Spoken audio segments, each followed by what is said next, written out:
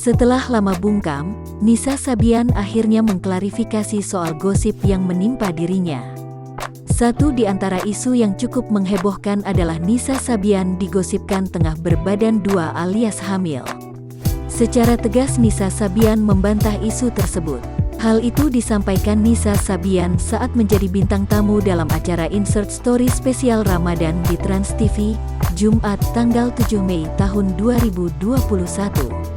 Pelantun lagu Sapu Jagat itu menyebut video yang sempat beredar itu merupakan video lawas mereka saat tur di luar kota.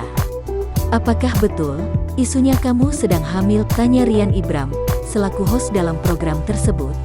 Isu tersebut Nisa rasa kayaknya setahun Nisa dia, orang yang membuat video, sudah mengklarifikasi bahwa itu video tidak benar, hamil, tutur Nisa Sabian.